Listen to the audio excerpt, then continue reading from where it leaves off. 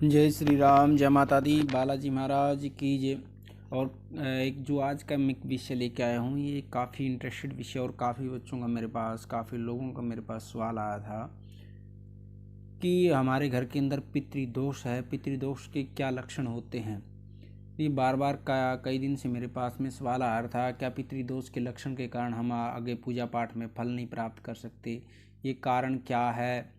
तो इस तरह से काफ़ी सवाल आए हुए थे। भी पितृदोष का घर में यदि कोई लक्षण है तो क्या लक्षण होते हैं पितृदोष के, और उस लक्षण से हमारे को बचने के लिए उपाय क्या चाहिए। तो ऐसे काफ़ी सवाल मेरे पास में आए हुए थे। सबसे पहले मैं पितृदोष के लक्षण के बारे में ये वीडियो बना रहा हूँ। आपने यदि पितृदोष के लक्षण की जानकारी की आवश्यकता है तो वीडियो को आप अंत तक ज़रूर देखना, और वीडियो को अच्छे लगे तो लाइक करना और चैनल को सब्सक्राइब करना, क्योंकि हमारा बालाजी दरबार लगता है। दरबार की जानकारी हो फिर या ऑनलाइन पूछा लेनी हो तो आप दरबार के व्हाट्सएप नंबर पर संपर्क कर सकते हैं।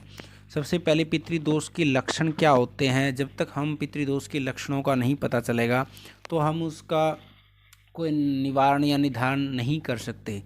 जो पितृदोष के लक्षण का क्या होता है, जब हम पूजा पाठ करते रहते हैं उसका फल नहीं मिलता, पितृदोष के कारण से क्यों नहीं फल मिल पाता, तो इसके काफ़ी बहुत सारे लक्षण हैं। सबसे पहले क्या होता है, जब हम कोई संतान प्राप्ति की दिक्कत हो जाती है तो ये सबसे पहले मेन कारण क्या है, पितृदोष का लक्षण है संतान प्राप्ति में देरी, या संतान प्राप्ति हो जाती है, विकलांग हो जाती है, मंद बुद्धि पैदा हो जाते हैं, भूत पैदा हो जाते हैं, फिर या चरित्रहीन होने हो जाते हैं, लेकिन या फिर बच्चा होने के बाद उसकी मृत्यु हो जाती है। तो इस तरह के जो कारण हैं ये लक्षण हैं, ये पितृदोष के लक्षण हैं। और दूसरा, नौकरी में, व्यापार में बार बार हानि होना, हर तरह से नुकसान की भरपाई न होना, और घर में किसी प्रकार की कोई बरकत न होना, पैसे आ रहे हैं लेकिन बरकत नहीं हो पा रही, कहाँ जा रहे हैं पैसे, तो ये पितृदोष का दूसरा लक्षण है। और आगे क्या, परिवार में एकता न होना, परिवार में किसी परिवार में सारे घर के अंदर जितने सदस्य होते हैं सभी अलग अलग रहते हैं, लड़ाई झगड़े, हर समय अशांति का माहौल, घर के अंदर तनाव रहता है, तो ये पितृदोष के लक्षण ये।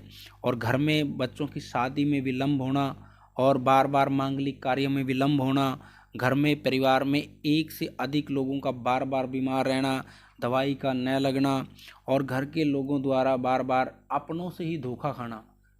जैसे कई लोग क्या करते हैं, अपने छोटे बड़ों को देते हैं, बड़े छोटों को देते हैं, कोई पैसे के लालच में, कोई प्रॉपर्टी, तो ये सारे पितृदोष के लक्षण के कारण ही ये चीज़ें बन पाती है। और अब दूसरा, आगे कोई बार बार किसी दुर्घटनाओं का होना, जो दुर्घटना हो जाती है, कोई केस बार बार हो रहे हैं परिवार के अंदर, तो ये पितृदोष के ही लक्षण हैं। और मांगलिक कार्यों में विघ्न बाधा का आना, मांगलिक कार्य, हमारे घर में बहुत प्रकार से मांगलिक कार्य होते हैं, तो वो मांगलिक कार्य काफ़ी समय से परिवार के अंदर नहीं हो पा रहे, उसका कारण क्या है।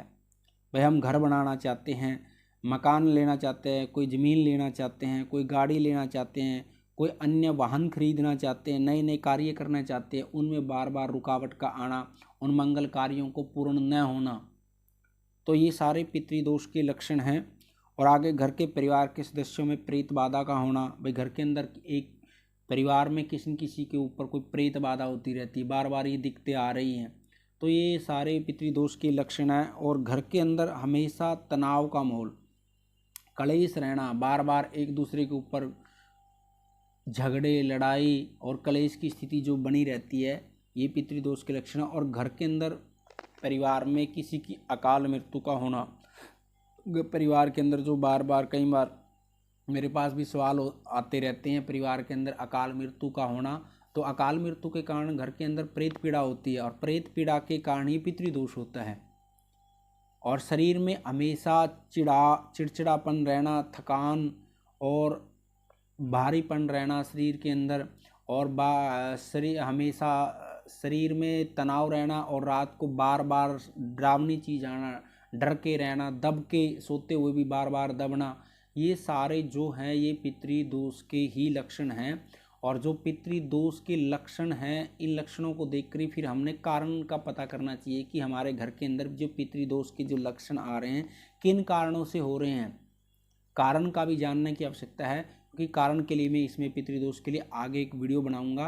क्योंकि इन कारण का जब तक हम पता नहीं लगाएंगे तब तक हम आगे नहीं बढ़ पाएंगे। क्योंकि कुछ लोग क्या करते हैं, पितरों के लिए बार बार पूजा करवाते रहते हैं। जब तक उसके कारण का नहीं हमें पता लगेगा किस कारण से है, प्रेत दोष के कारण पितृदोष बना हुआ है, या अन्य किसी के अकाल मृत्यु के कारण घर में पितृदोष बना हुआ है, तो ये बहुत सारे कारण होते हैं जो पितृदोष के घर के अंदर, और ये लक्षण दिखाई देना फिर कारण के बाद में शुरू हो जाते हैं। कारण जान के जब हम उस कारण के हिसाब से पूजा करेंगे तभी हमारे को पितृदोष से मुक्ति हो पाएगी। आगे मैं कारण पे भी वीडियो बनाऊंगा, पितृदोष के कारण क्या क्या होते हैं, फिर आगे उपाय के ऊपर मैं वीडियो बनाऊंगा। आज की वीडियो में इतना ही। माँ भगवती जिन जिन को वीडियो अच्छी लगे, जानकारी अच्छी लगी, तो वीडियो को लाइक अवश्य करें। माँ भगवती और बालाजी महाराज की कृपा आपके परिवार पर हमेशा बनी रहेगी। जय श्री राम, जय माता दी, बालाजी महाराज की जय।